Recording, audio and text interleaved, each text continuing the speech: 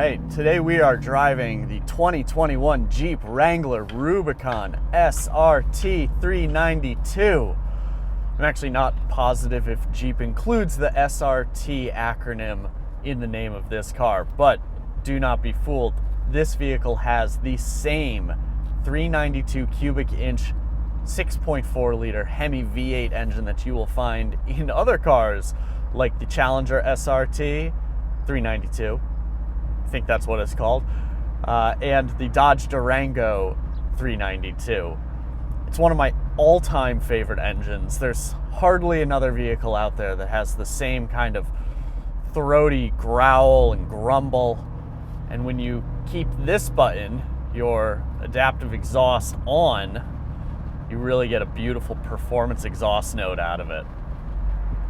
Jeep lent us this car for about 10 days, so we did do a full test drive review video of it. We also have a test drive review in written form from George Kennedy on CarGurus.com, and we'll have a written review of Jeep's brand new Wrangler 4xe coming up.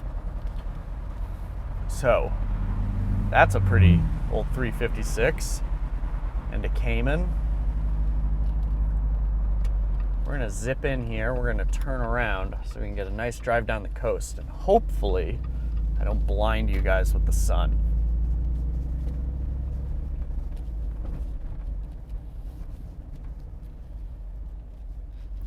Just turn around. That guy's becoming a bit of a friend today. He's seen us a few times.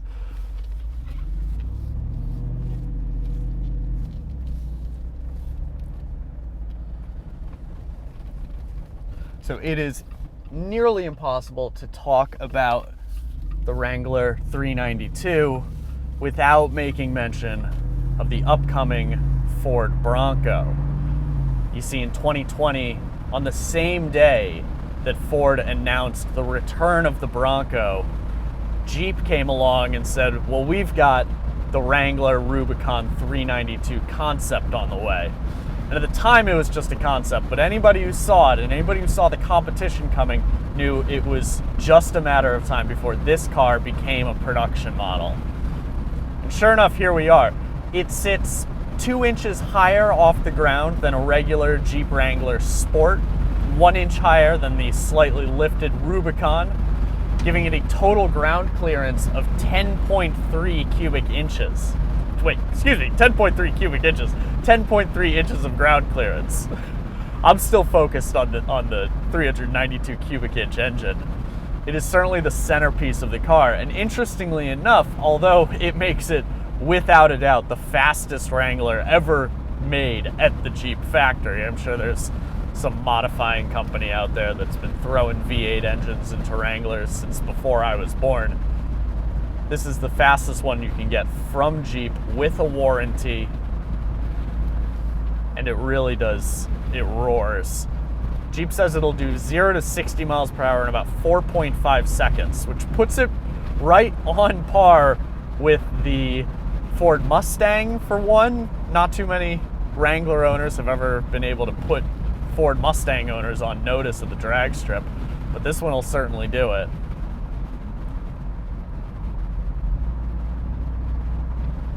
It also costs a pretty penny as we drive ever so slowly behind this Jeep Grand Cherokee. The starting price on this is $73,745, and while there's not many options to raise that price, you know, it's comes pretty fully loaded, you know, with the base sticker. You can bump the price a little bit. For instance, we have the One Touch Sky Power retractable roof.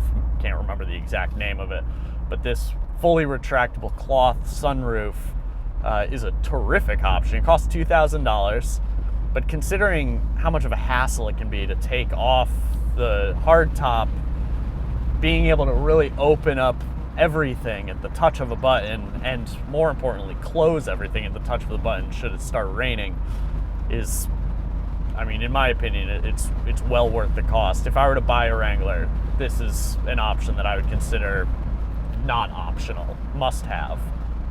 I mean, just look, with one touch, It takes a good 10 seconds for it to close. You know, it covers the entire roof. But significantly easier as the wind buffeting really kicks up here as we close it.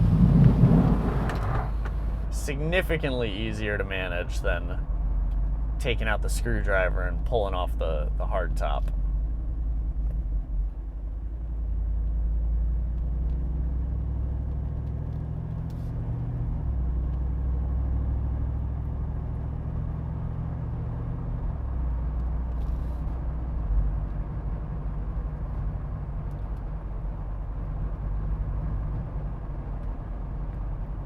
It is definitely kind of the toy to top all other toys.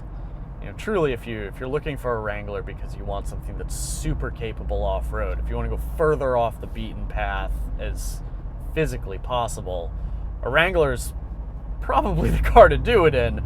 But I would argue that a standard V6 Rubicon will actually probably prove to be more capable off-road than the V8.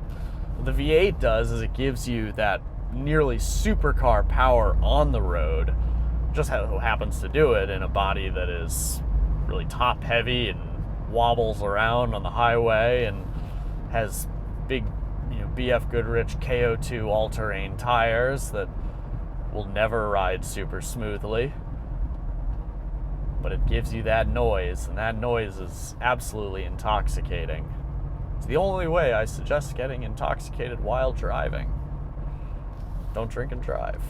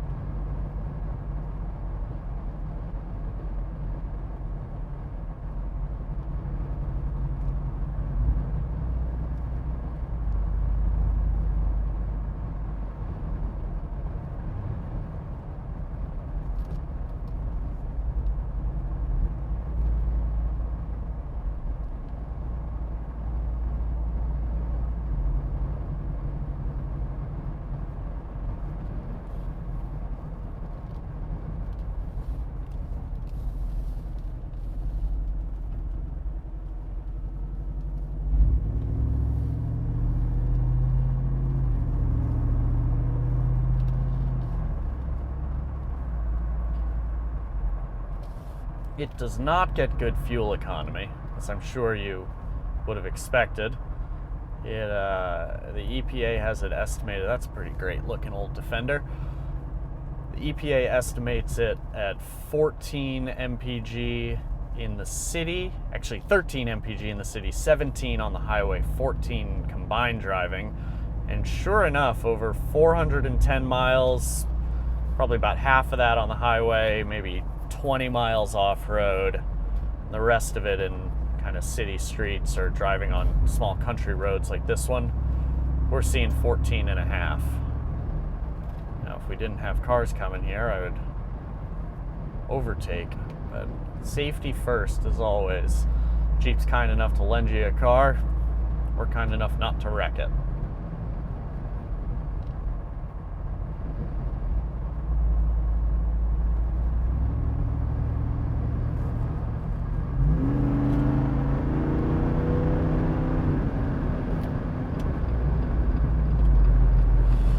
And that is just a small sample of the SRT's power. Always do a nice little Jeep wave to the other Jeep owners. I'm, of course, not actually an owner, but what they don't know won't hurt them. We're all out here having a good time.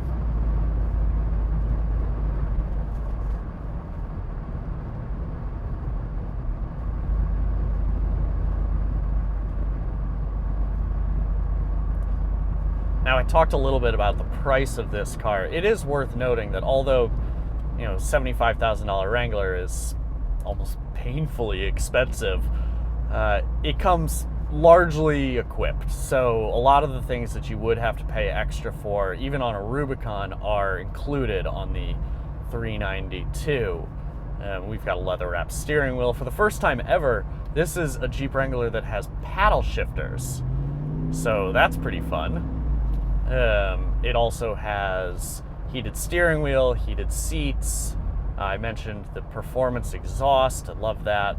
And like any good Jeep, it has plenty of off-road goodies. So we've got a locking front and rear axle, an off-road mode that kind of resets and recalibrates all sorts of functions to help it perform better off-road. It has an electronically disconnecting sway bar.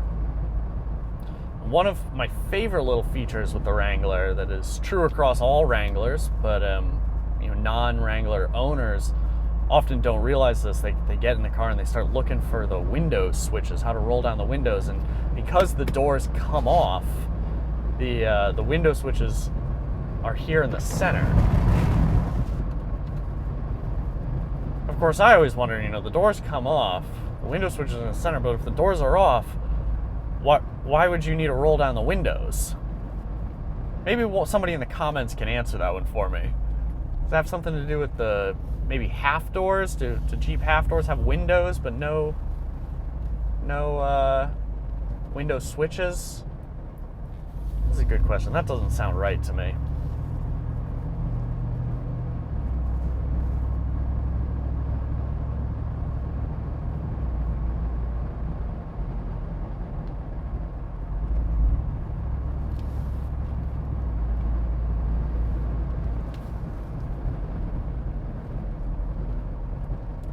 So as you can imagine, being a Wrangler, body roll is definitely a thing. You don't buy this to track it necessarily. As I was saying, it's the toy to end all toys. It's not fast for the sake of winning races. It's fast for the sake of being fast. Now, notably, all of that power, you can say, well, that's awfully superfluous. Who needs 470 pound-feet of torque, 470 horsepower?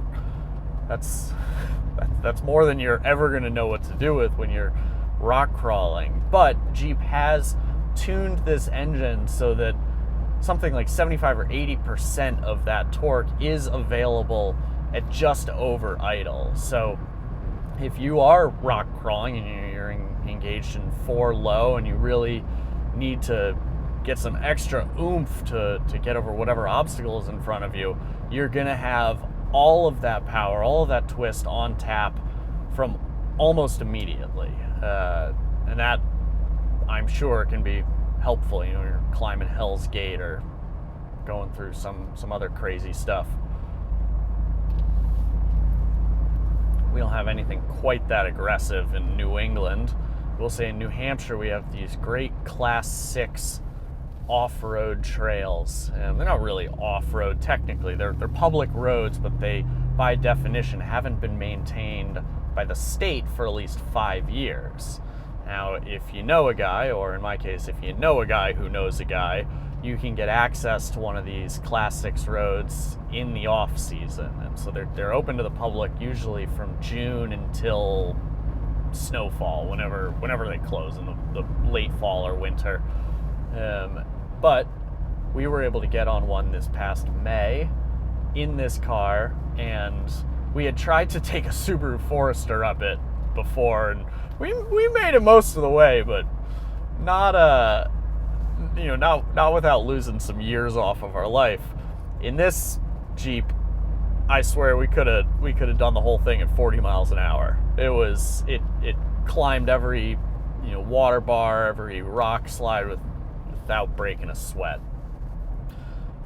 So now, as we head down the coast of New Hampshire, get you a nice view of the water, I will pipe down and shut my mouth and let you enjoy the sounds of the Jeep and bid you adieu. Thank you so much for watching. If you'd like to see more of these drive along, ride along videos, please just let us know in the comments. Like, subscribe to the channel, and we'll see you next time.